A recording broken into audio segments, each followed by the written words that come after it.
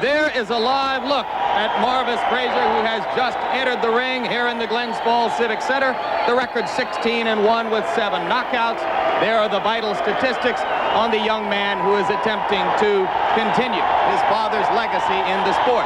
Now entering the ring, the local favorite, trains and lives in Catskill, New York, has fought so many of his bouts here in the Albany, Troy, New York area. Mike Tyson entering as the warrior, the characteristic no socks, no robe look.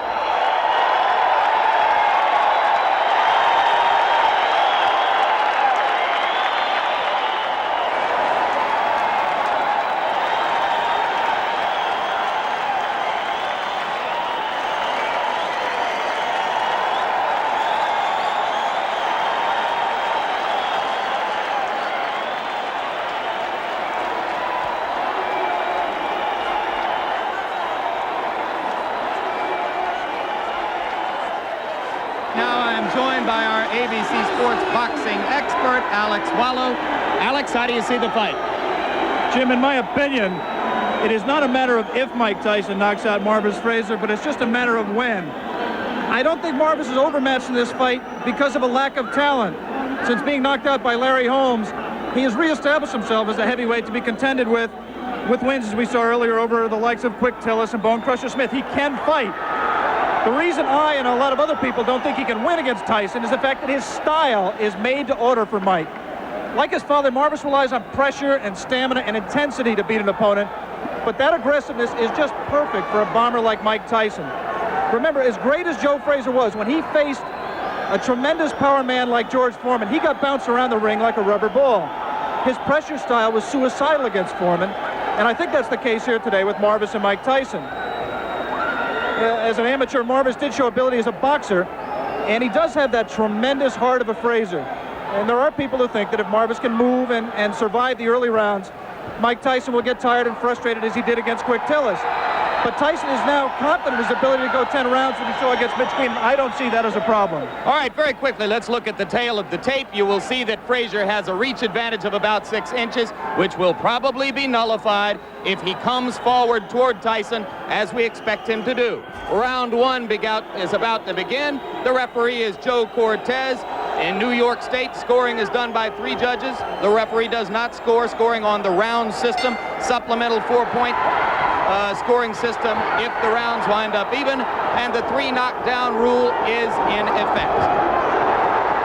Tyson comes out slugging. He comes out smoking like Marvis's father, Joe. Marvis must move or we're going to be out of here very, very quickly.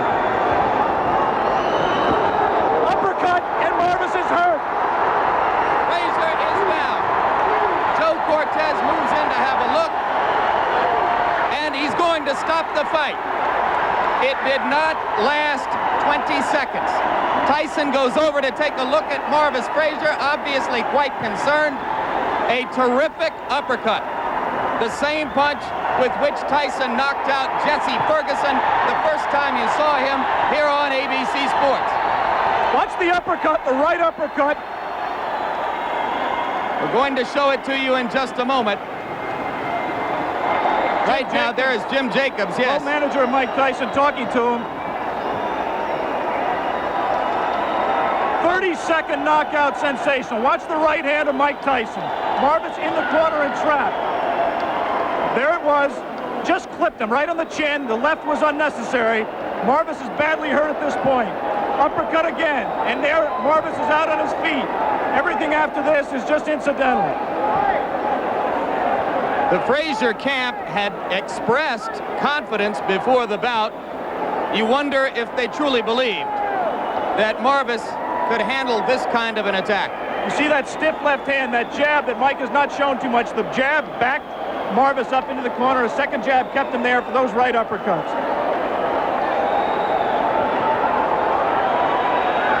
There will continue to be skepticism in some quarters regarding Tyson's stamina, his ability to take a punch, his technique in the ring. But with each succeeding bout, any skepticism about his punching power has to evaporate.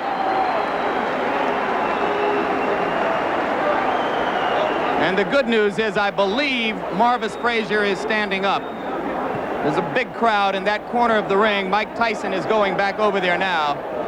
We'll take another look live at what is happening in the ring after you finish seeing this third replay of the very quick knockout. As ring announcer Paul LaFleur announces the knockout, Mike Tyson gives his respects to Marvis Frazier.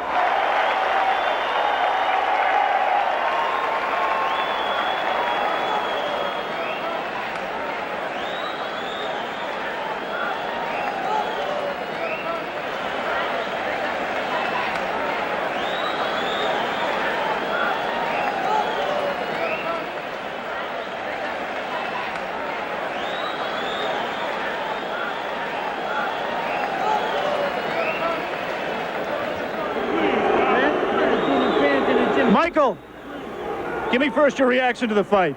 The fight, I was confident. I trained real hard with my trainer, Kevin Rooney, who I owe a great deal to. And I came out and I was confident. I came out, I knew the fight. I felt it deep in my heart. I was going to stop him in the first round. Did you know from watching tapes of him that you could hit him with the uppercut? No, that's my favorite punch.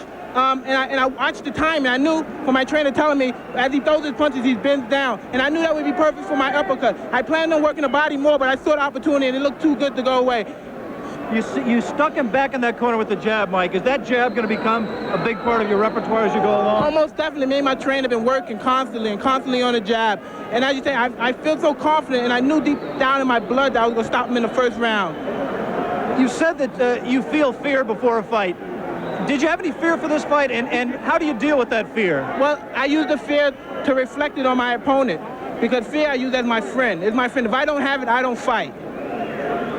In your mind, if your managers Jim Jacobs and Bill Caton and your trainer Kevin Rooney came to you and said, Mike, we think you're ready for a title shot tomorrow, would you agree with them at this point? Most definitely. Anytime if my manager and my trainers feel that I'm confident and they're willing to put me in the title and they're sure I could beat the champion, I'm sure I could beat them also. Of the three champions, who would you like to fight and why? I'd fight anybody my trainer put me in with, because I'm confident I could beat any fighter in the world. What do you think of the three champions? They're all good fighters, because you have to be a good fighter. You can't take nothing away from them to become the champion. But I'm confident, I'm ready, and I'm ready when my trainer tells me. Good, Michael. Let's take a look at the replay of the knockout. We can almost play the entire fight in slow-mo. Here you're putting it back in the corner. There's the jab flicking out. Again the jab. And here comes the uppercut. Watch, look, everything's precise. I watched his hand come up. Watch him come down. As soon as he come down, boom! Look at that. Watch him come down. I knew he would come down. Get ready to say boom again, Michael. All right, boom. Look, and now look. Boom, come on. Boom, again. I'm going to hit him one more time. I like to hit him. Missed with that one, I would have killed. What can I say? What can I say? That's all she wrote. Missed with that one. Kevin Rooney, Mike Tyson's trainer. What do you go back in the gym when he gives such a perfect performance? How can you tell him he's got to improve? Well, I'm going to tell him that he could have went to the body a little bit more. You know, at 30 seconds, it's hard to get any criticism, but he could have worked the body a little bit more. Tremendous uppercut. He looked sensational, Kevin. Congratulations to you. Thank you very much. He's ready. He's ready to fight anybody in the world. Let me talk to Jim Jacobs, the co-manager of Mike Tyson. Jim, first of all, quickly, is a Larry Holmes fight in the works as Mike's fight later this year? Oh, most definitely. It's a fight that when we meet with Larry and his people, we're going to work out the terms and conditions. That will be Tuesday of this week? Well, in the middle of the week, we're going to meet with them, yes, and it's something that we will work out for the future. Absolutely. Congratulations on a sensational showing by your fighter. Well, thanks Jim. Very much. Now let's go back down to Jim Lampley at ringside. Alex, the second defeat of Marvis Frazier's career, both of them one-round knockouts, one at the hands of a man who was heavyweight champion at that time.